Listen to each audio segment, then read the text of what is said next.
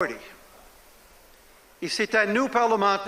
it's for us as parliamentarians to extend our hand to our fellow citizens and show the example. We have the responsibility to ratify and respect international instruments on human rights that seek to ensure equal rights for all. Our job is to enact legislation and adopt political measures designed to combat intolerance and exclusion in our societies. Our job is to repeal any existing discriminatory laws and policies. But we can't do our jobs without metrics and concrete, actionable data. It's time to set down baselines against which progress can be measured or not. In Canada, the population census helps us capture the kind of data we need to get a complete and accurate portrait of our country's demographics. Moreover, in recent years, Canada has appointed representatives to combat anti-Semitism and Islamophobia. Our country has also adopted a feminist international development policy and an LGBTQ2I international assistance program. Canada has also invested in a new national anti-racism strategy. And our country has committed to a reconciliation process with the First Nations, Inuit and Métis, the first people of that territory that we now call Canada. Let me close by simply noting this. We are well beyond the notion of tolerating diversity. The world is diverse, and we need to celebrate that diversity and harness its full potential, deploying it for the good of the planet. Intolerance is simply foolish. Why would we not want to embrace all the potential the world has to offer? It's in our collective self-interest to be inclusive. It's our only path to peace and prosperity. It's the only way we will learn to live within the carrying capacity of the planet. In short, colleagues, diversity is not a weakness. Diversity is our single greatest source of strength. Thank you very much for your attention. Thank you. مع الرئيس تامر سويد تفضل.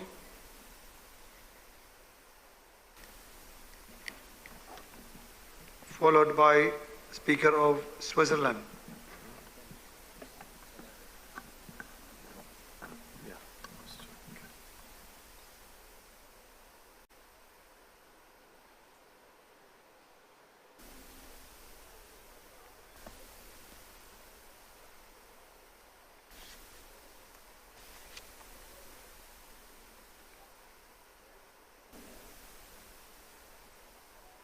معالي السيد دوارتي باتشيكو رئيس Mr. Duarte Pacheco, President of the Interparliamentary Union.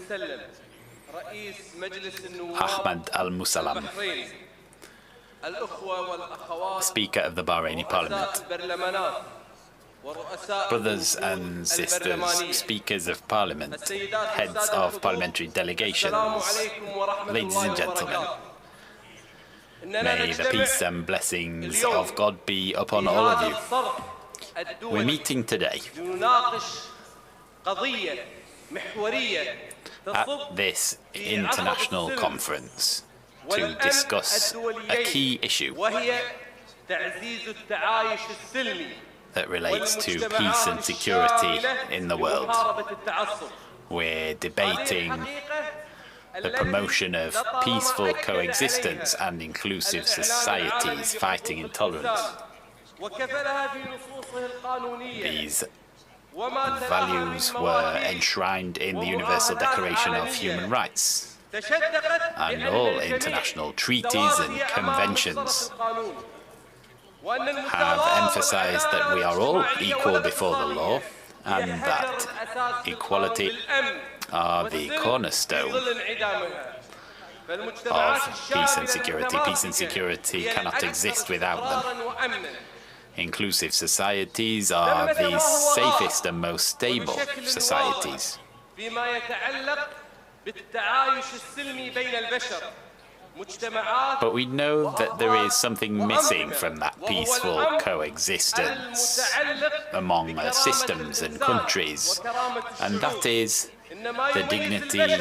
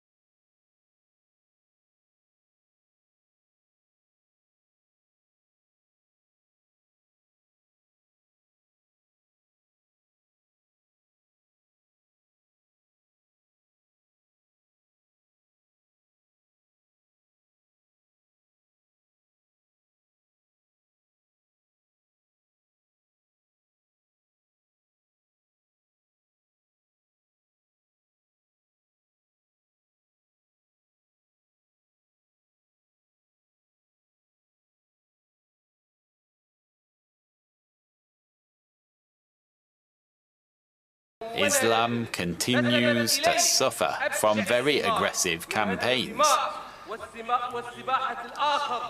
in which it's said that Islam is a religion that terrorizes others, a religion that accepts violence against others.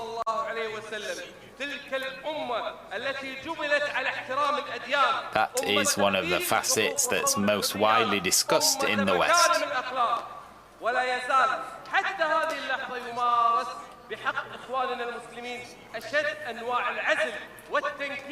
Against our Muslim brothers, a number of unacceptable behaviours have been carried out solely on the basis of their religion.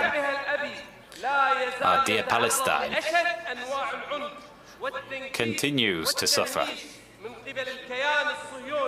the aggression and violence of a most abominable nature under the Zionist regime that violates all international conventions. What stability and coexistence are we talking about if we do not counter the intolerance that has destroyed the human rights of the people in our region?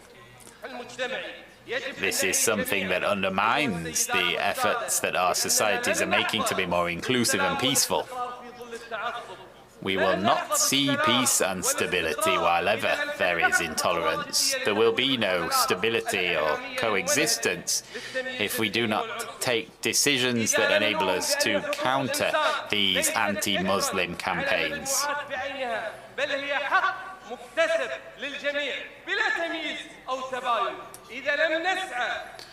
All people should enjoy human rights, not just some of them. We should adopt legislation and measures to ensure that we do not adopt a policy based on double standards. Brothers and sisters, we need to work to hone legal frameworks that will enable us to counter those discriminatory policies, and we should raise our voices as legislators against discrimination. We should work together to establish new societies based on justice and respect for all. We should all work to counter this wave of enmity and intolerance, because otherwise the results will be very negative.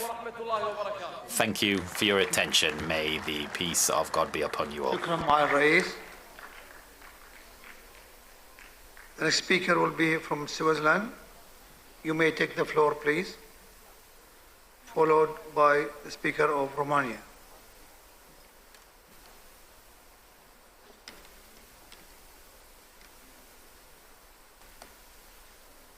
Monsieur le Président, Chair, colleagues, I would like to express my gratitude for having included this important issue of peaceful coexistence and inclusive societies in this general debate. In these difficult times, it's key that we have conversations about these very important issues.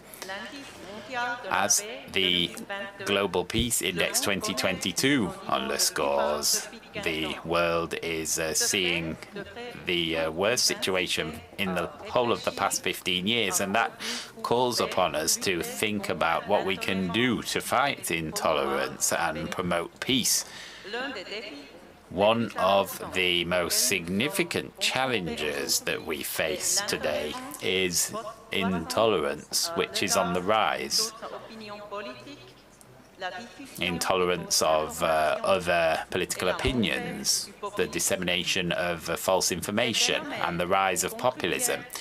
These phenomena have led to a dangerous trend, disengagement from the democratic process, particularly among young people. We should slow that trend. Even though we may not always be in agreement with other people's political opinions, it is crucial that we respect them and that we engage in respectful dialogue. Unfortunately, conversations are becoming increasingly hostile, particularly on social media, but also in parliaments. As politicians, it is our responsibility to be aware of our role in promoting dialogue and mutual respect. I believe that peace begins with small steps, by respecting others with tolerance and by encouraging dialogue. Only if we work together can we hope to make the world a better and more inclusive place. Once again, thank you very much for having included this important topic on the agenda at the ILO. If we don't discuss this here, where will we discuss it? I am conscious of this opportunity to think about this challenge and to commit again to promoting peaceful coexistence and inclusive societies. Thank you.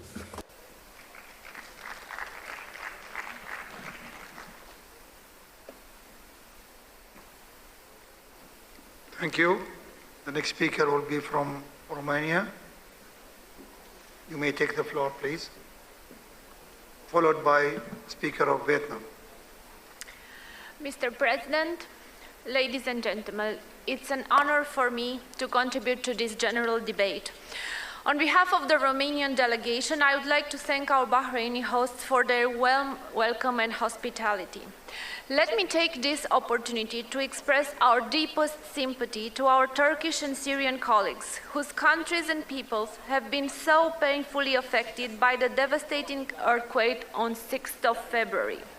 We stand in solidarity with you and all those who have lost their loved ones, their homes, their cities, and their places of livelihood in this horrific tragedy. Dear colleagues, promoting peaceful coexistence and inclusive society is a task that requires our constant attention. It requires continuous efforts to adapt mindsets, legislation, and policies to the transformations taking place in the political, social, economic, and security environment. Parliaments, by virtue of their representative nature, have a vital role in countering hatred and intolerance, in promoting a model of society that embraces diversity and respects human dignity.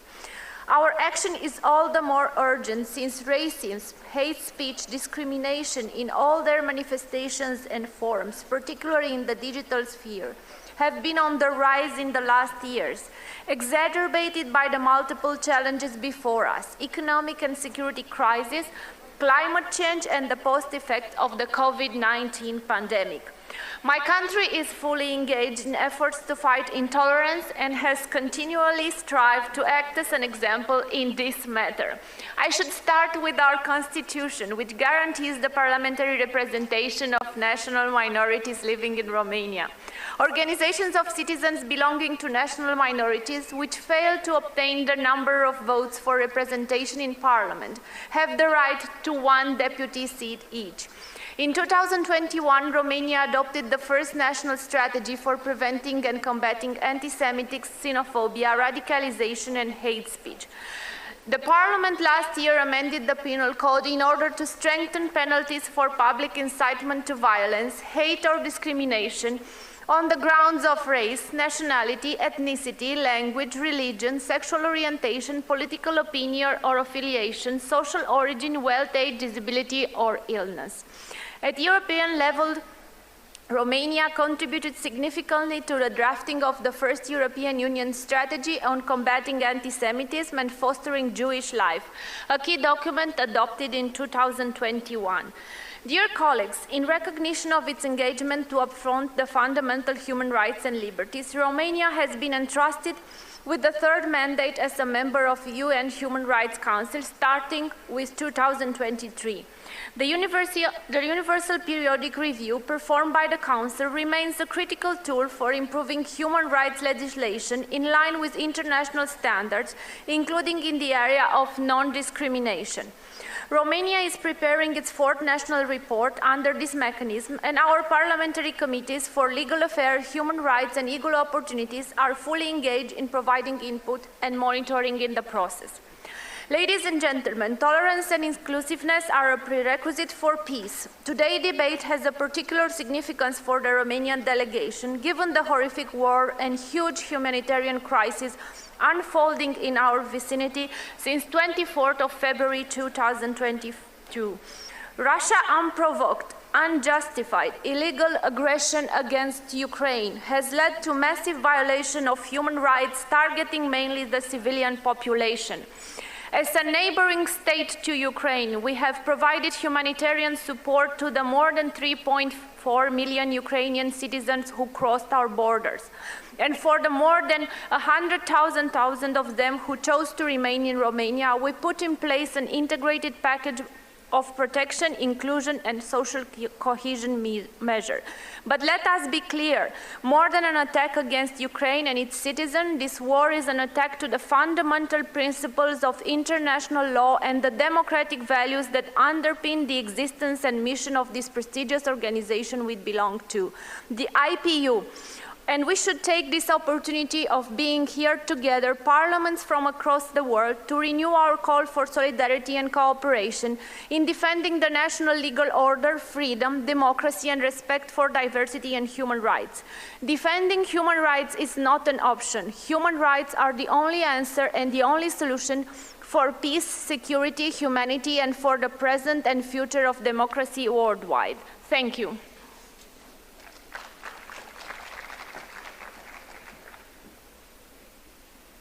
Thank you. The next speaker is from Vietnam. You may take the floor, please, followed by the speaker of Slovakia.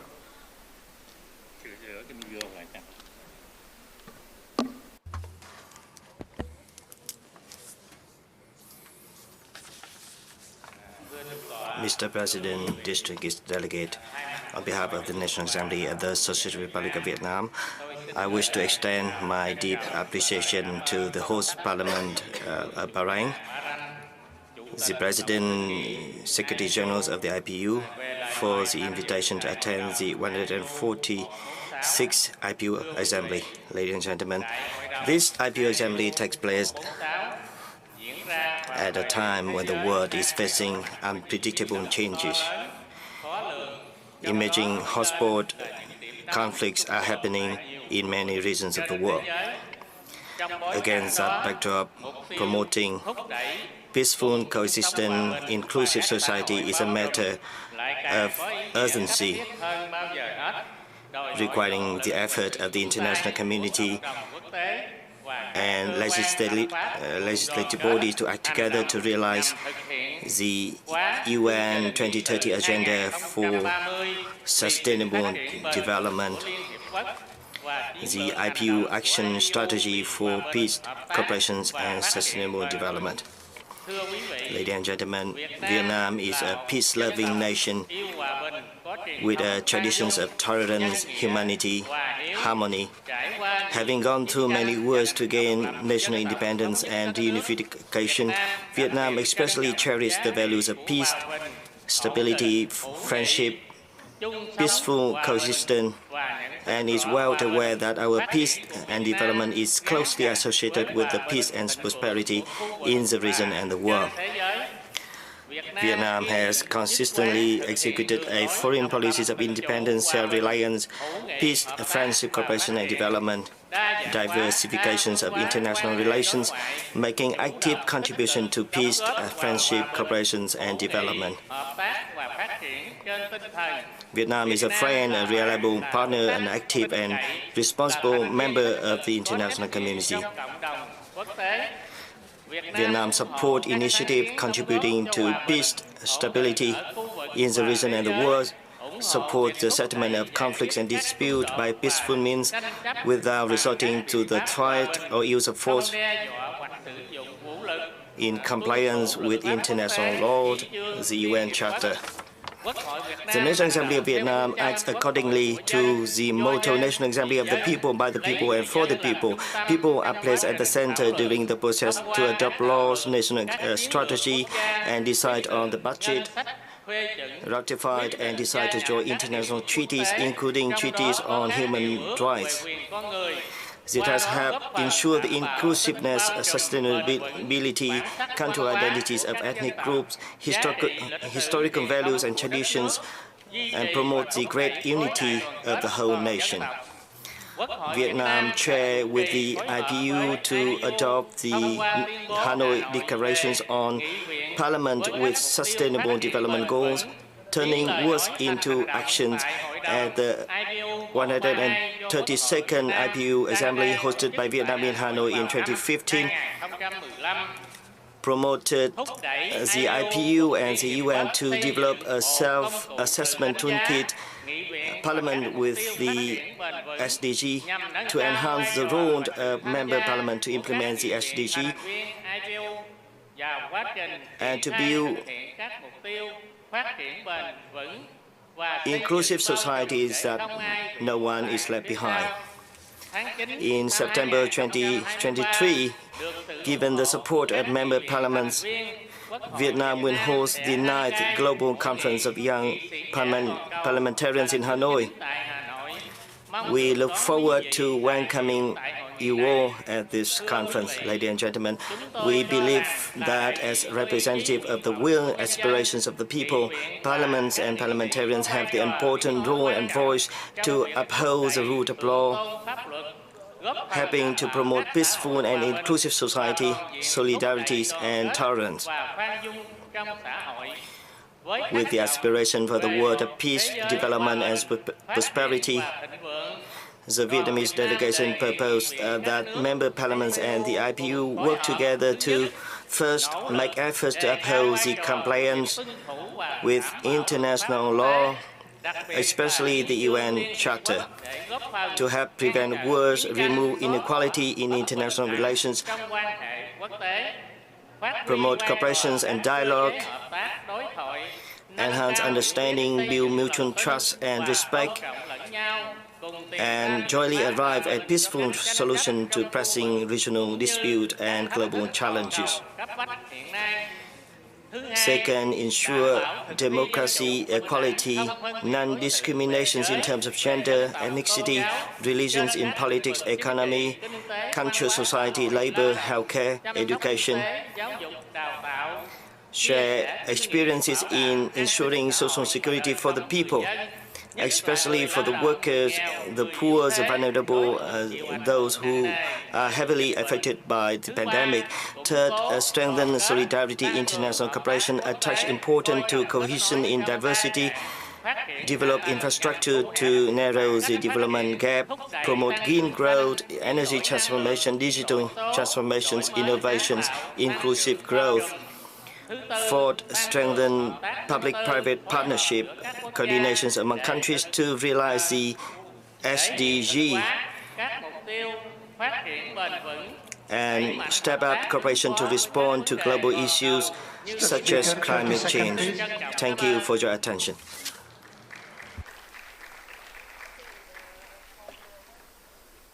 Next speaker will be from Argentina. You may take the floor, please. Followed by Rwanda, Speaker of Rwanda.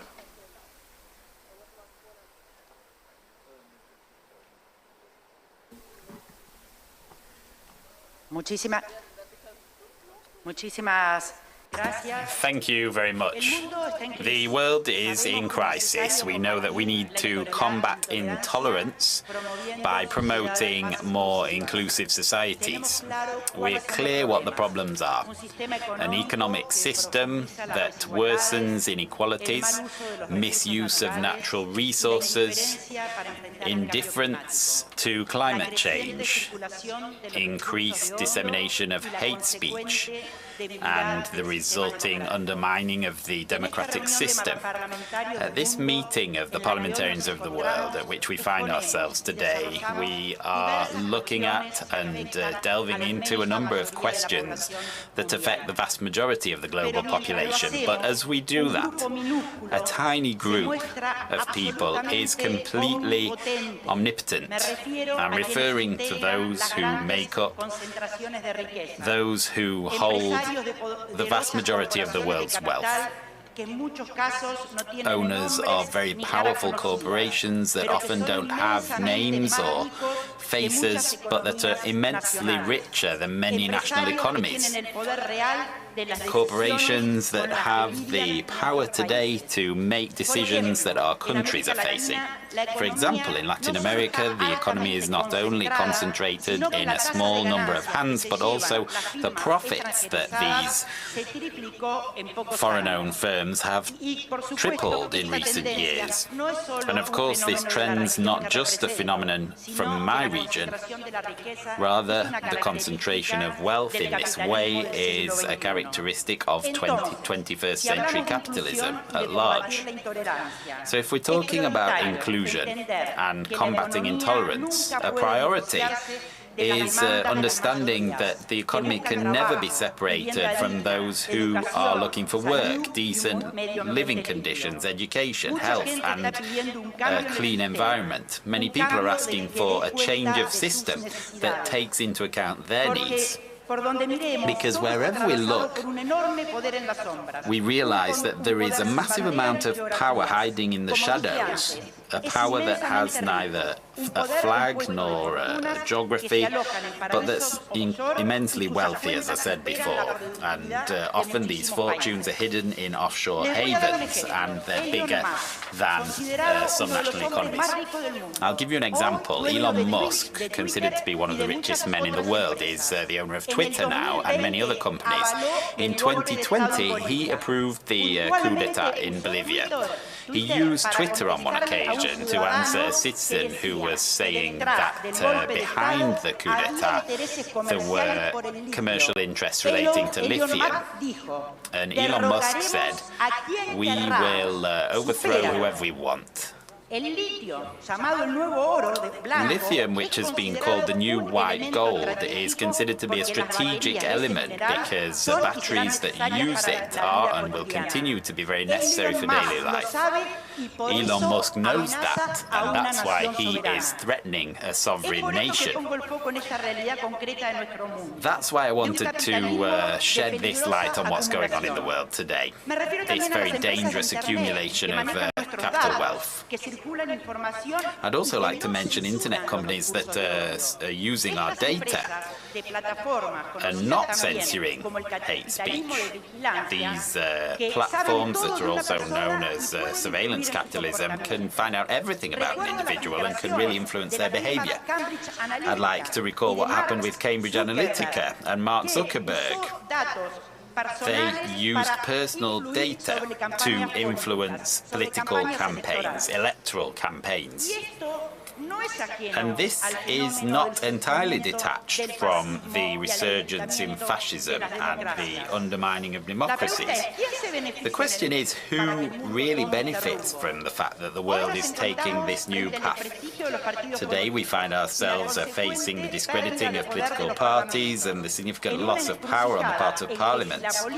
This is a crossroads at which, if politics loses its role, its position as a mediator between the people and major economic interests will wane. In summary, if we're talking about proposals to combat intolerance and to promote more inclusive societies, here maybe it's time to reconsider a different social contract. Finally, I'd like to take this opportunity, as I do at any international forum where I'm invited to participate, to express my rejection of the attempted assassination of our Vice President, Cristina Fernández de Kirchner, which occurred last October. That attempt should be seen in the framework of intolerance, the advancement of hate speech, and this power that's hiding in the shadows of the major economic interests. My message to the parliamentarians gathered here is that only if we unanimously condemn this type of attack can we think about building social peace that our societies deserve. Thank you. Thank you. Next speaker from Rwanda. You may take the floor, please. Followed by Speaker of Portugal.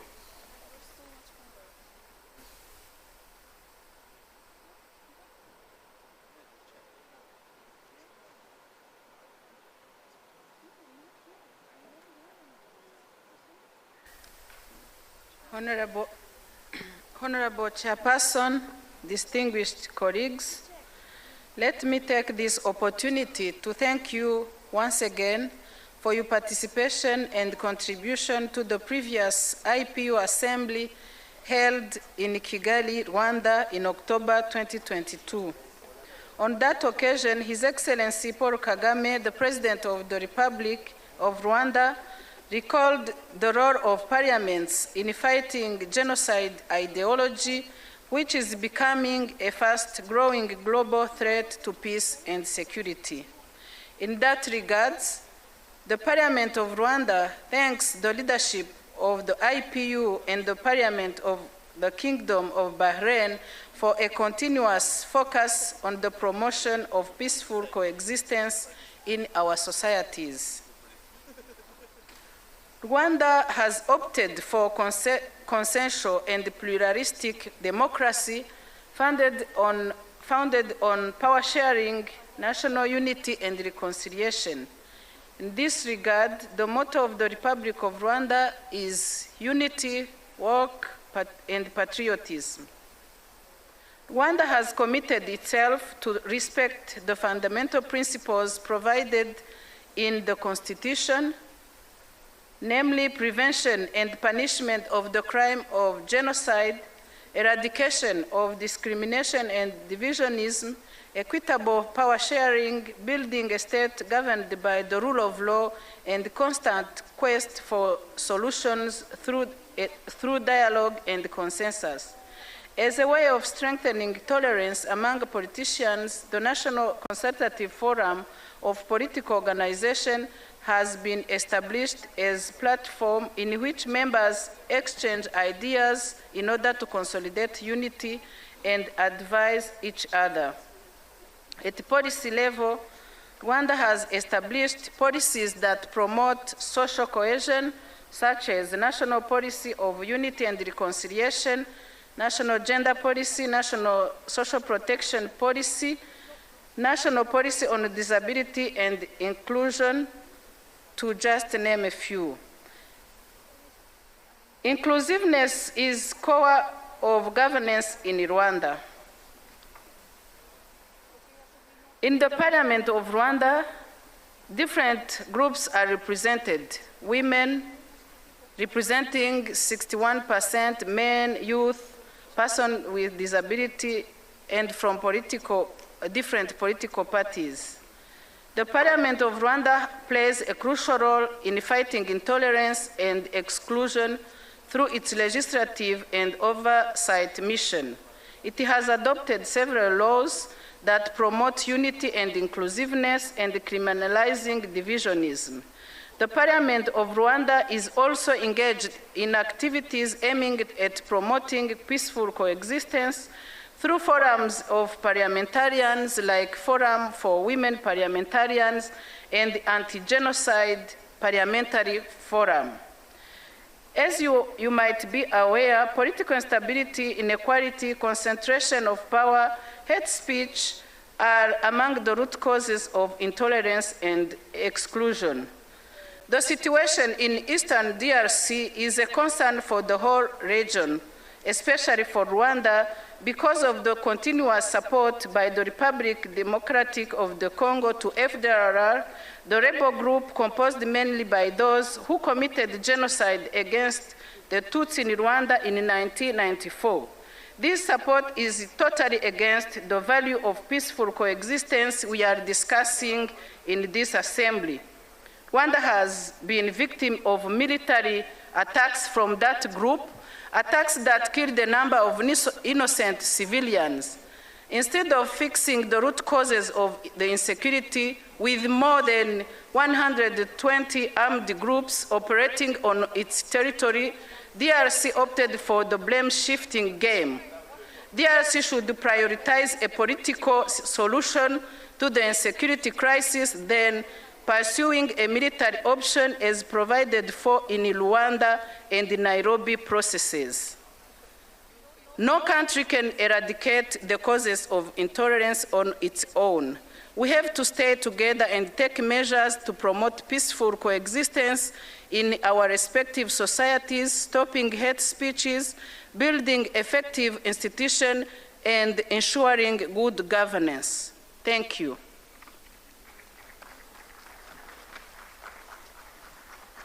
Thank you. The next speaker from Portugal. You may take the floor, please.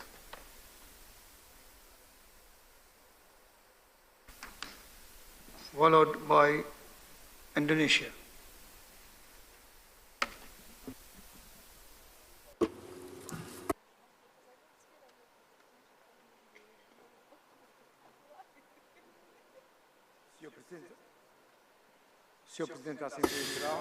Dear IPU President, dear Secretary General, dear colleagues, I would like to begin my speech with words of solidarity and encouragement for the Turkish and Syrian people, victims of the earthquake that brutally struck your countries. To my Ukrainian colleagues here today, I offer fraternal words of great strength, courage and resilience, but also of hope and peace. We must not forget Afghanistan, Iraq, Yemen, and many other countries whose people are also suffering. Much of the suffering in the world is inflicted by intolerance. Religious intolerance, intolerance towards different ethnic groups, intolerance in the relationship between generations, intolerance generated in power and for the greed for more power. Societies are made up of people with very different origins and political geographies, who have had a diverse training for life and therefore have built different sensibilities, motivations, ambitions and goals, and are also different ways of achieving them.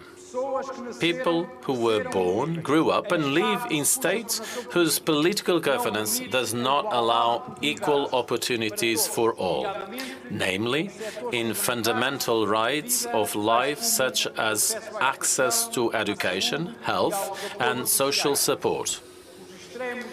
Extremes and dictatorships promote more intolerance with less respect for human rights.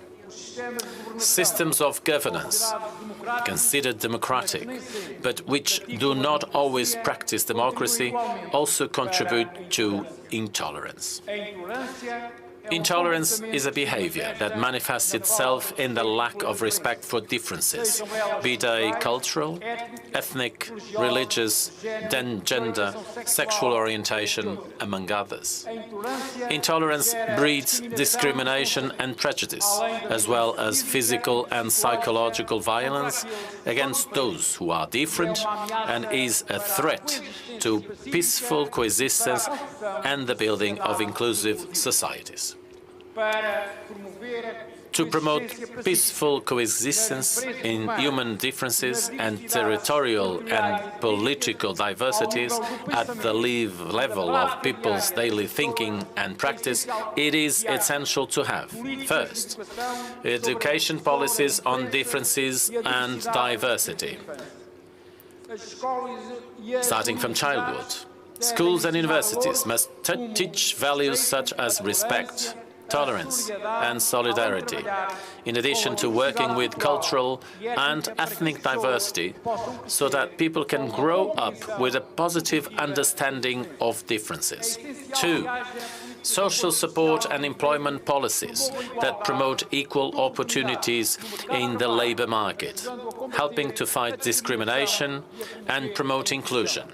3rd, health policies that are inclusive and accessible to all people, including access to mental health and well-being services for those who need support.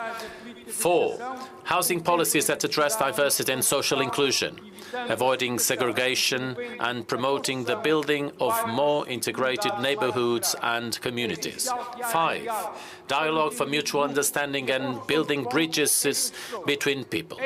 It is important to promote spaces for discussion and reflection so that citizens can share their experiences and opinions, learn from differences and develop empathy. 6, laws that protect people's rights, regardless of their origin, belief or orientation, and punish those who carry out acts of intolerance. 7, combat hate speech, denouncing and holding accountable those who promote it, whether on social networks, in the media or in politics. On the other hand, in order to promote peaceful coexistence and build a more inclusive society, it is also very important to deepen and qualify democratic systems, i.e. adopt measures that strengthen civic participation, promote transparency, encourage political participation of underrepresented groups and fight corruption. It's also very important to fight for more states to adopt democratic systems, a fight that can be achieved through various strategies, such as political pressure, the strengthening of civil society, the dissemination of information, international cooperation, and the promotion of free and fair elections. All these measures are fundamental to promote democracy and ensure that democratic institutions are strengthened. It is so very important to fight for equal human rights for all, without exception, through civil society awareness raising, political participation and international cooperation. The struggle for human rights is ongoing and requires constant action to ensure the protection of the rights and freedoms of all. Also important, fostering cultures and knowledge in states and others in a relationship of interaction and serious dialogue to promote tolerance and peace among peoples. In conclusion, achieving peaceful coexistence and building inclusive societies requires a huge and intense collective effort.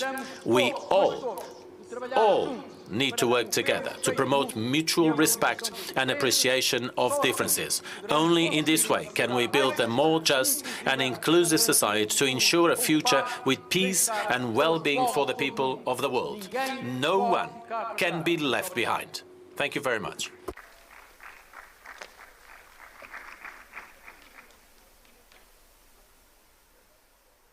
Thank you. Speaker of Indonesia, you may take the floor, please. Followed by Laos, People's Democratic Republic, and this will be the last speaker. Bismillahirrahmanirrahim. Excellency, President of the Assembly, distinguished parliamentarians, Assalamu alaikum wa rahmatullahi wa barakatuh. May peace be upon us all. Let me first appreciate both Council of Representatives and Surah Council of Bahrain for generous hospitality and warmest welcome, as well as excellent arrangements. Distinguished parliamentarians, our today's assembly focuses on how to promote peaceful coexistence and inclusive societies through fighting against intolerance. This topic is IPU's response to the global state severely marked by intolerance, racial discrimination, violence, discords, and wars. Countries from all over the world aspire their people living together in peaceful state free from suffering, fear, aggression, occupation, and intolerance in all its forms, including hatred based on religions as manifested in the growing Islamophobia and the recurring of burning the Holy Quran. Distinguished parliamentarians, allow me to share from Indonesian experiences in promoting peaceful coexistence and inclusive societies.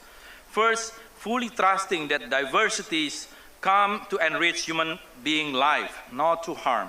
Second, adopting the solid legal platforms as common ground for living together in peace based on acceptance and acknowledgement of inherent differences, mutual understanding, and respecting each other. Third, instilling values of peace and tolerance as a way of life that begin with the individual and spread to the family, school, community, nation, and to the global village.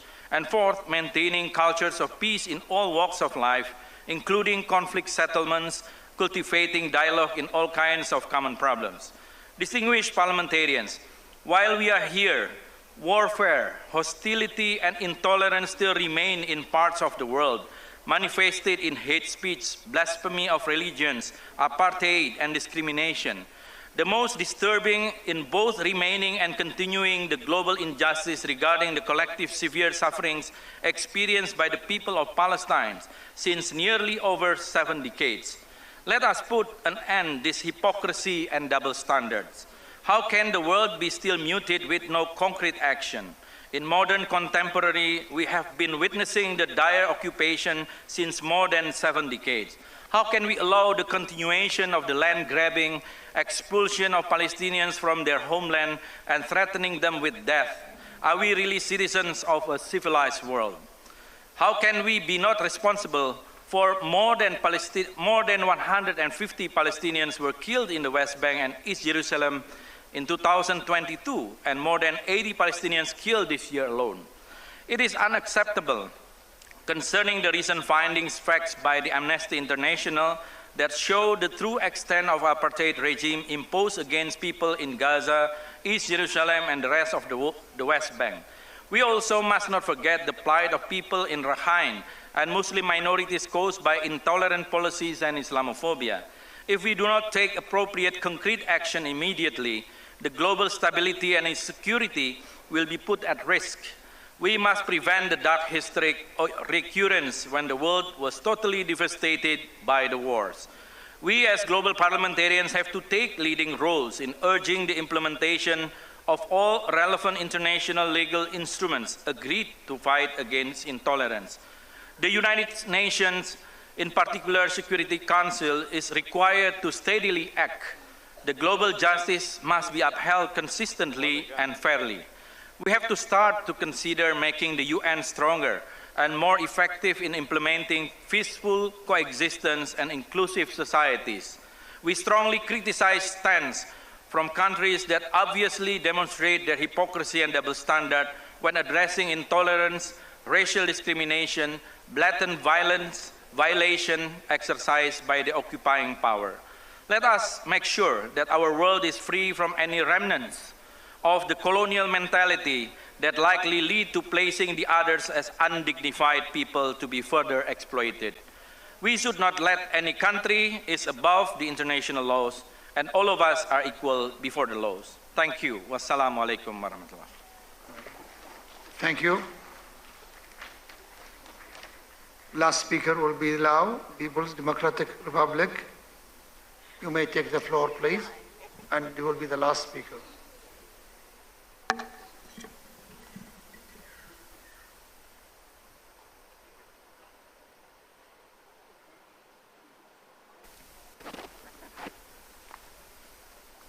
Excellency President,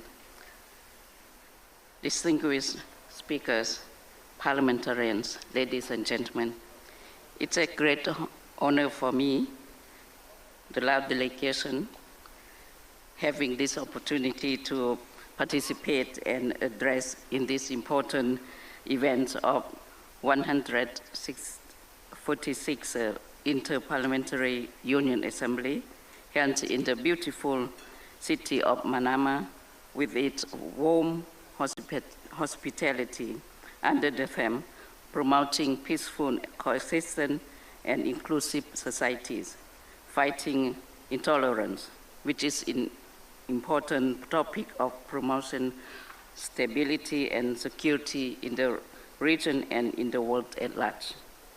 Our world is currently facing challenges, particularly geopolitical competition, economic and energy crisis, earthquakes and natural disasters, as well as the COVID-19 pandemic, which has posed severe impact to the economic development, hampering the efforts in maintaining regional and global peace and security. I highly value the role of the IPU in attaching a great importance in promoting cooperation and partnership, building mutual trust, unity, and promoting peaceful coexistence, which contribute significantly to maintaining peace and security. At present time, as representatives of people, we need to continue to promote partnership and cooperation for development and mutual benefits for people of all nations, to enhance and strengthen parliamentary diplomacy in building confidence, trust, and mutual understanding, promote multilateralism that would bring about common benefits and promote a peaceful settlement on the basis of upholding the principles and the obligations under the international laws. Mr. President, ladies and gentlemen, the Lao PDR has continued to pursue its consistent foreign policy of peace, independence, friendship, and enhancing cooperation with all nations, and actively contributing its obligations both at the regional and international arena, as well as upholding its political will and commitment to cooperate with the international community in solving disputes and addressing challenges in the region and in the world at large through peaceful means that contribute to peace, security, and cooperation for development. In this regard, the National Assembly of the Lao PDR has strengthened its role based on the rule of law by improving constitution and laws that align with international principles and the context of the country, including overseeing and monitoring the implementation of the Constitution of Laos and different laws, as well as the implementation of the National Social Economic Development Plan. Furthermore, we reaffirm our commitment to the ratification of international treaties and conventions that Lao PDR is a part of it. On behalf of the Lao National Assembly delegation, I would like to urge parliamentarians and members of the IPU to strengthen the promotion of building unity, upholding multilateralism, promoting peaceful settlement through dialogue as basics of principles and international laws.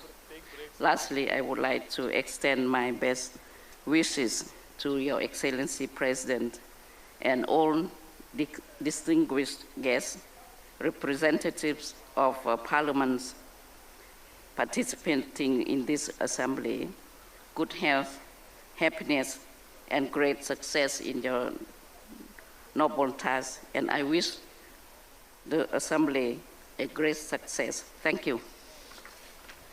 Thank you very much. Now we have 3 requests from right of reply from India, Bahrain, Yemen. India, please. You have 2 minutes from your seat, please. Honorable President of the Assembly, it is unfortunate that Pakistan has chosen once again to misuse this august platform by mentioning in their statement today about Jammu and Kashmir, which is an integral part of India. This mentioning is completely unacceptable. The Union territories of Jammu and Kashmir and Ladakh have been and will always remain an integral and inalienable part of India.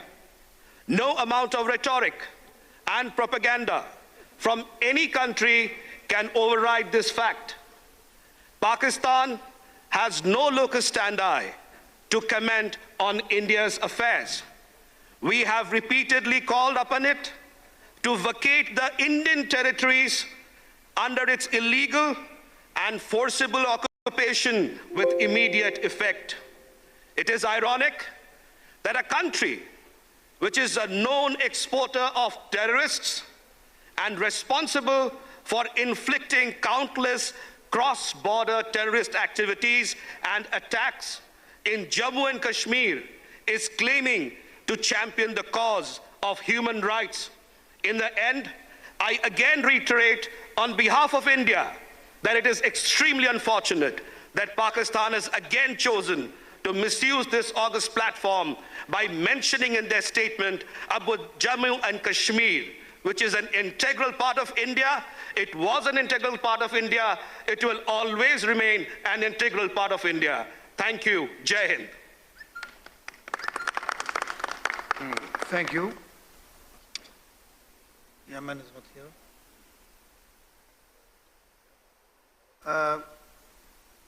Bahrain will start. Please do. Thank you, Mr. President. I would like to comment on the intervention that was made by Finland this afternoon. Mr. President, through our democracy, which is a rather emerging one of only 20 years of age, we have learned that there are rules and principles to be respected in diplomatic work. We have learned that we should not interfere in the internal affairs of friendly and allied countries. We have learned that parliamentary fora are to be used in order to bring countries closer together and build bridges of understanding among peoples. The interference of other states in our internal affairs is completely unacceptable, whether from Finland or from any other member parliament. In Finland, democratic life is 113 years old. But still, we, a much younger democracy, always refrain from interfering in their own internal affairs. They speak of freedom of expression and freedom of press. We have the same. We have freedom of expression and we have freedom of the press. We have media outlets writing anything they want without anyone pointing fingers of blame towards these media outlets. Mr. President, they spoke of balance. We have the best example of balance in representation between men and women in Bahrain. They perhaps should have come to our women fora in Bahrain for them to know the advanced status of women in Bahrain in diplomatic and political work. We have 5 women ministers in the Finland government, a democracy of 113 years. Our democracy, who is only 20 years of age, has an equal number of ministers. Therefore, we cannot be accused of being less advanced or less tolerant or less open than others. We hope that the distinguished delegates will weigh their words and use them wisely. We hope that they will agree to meet with us to share lessons learned, to ask for explanations from our end on the situation rather than relying on misinformation. Thank you.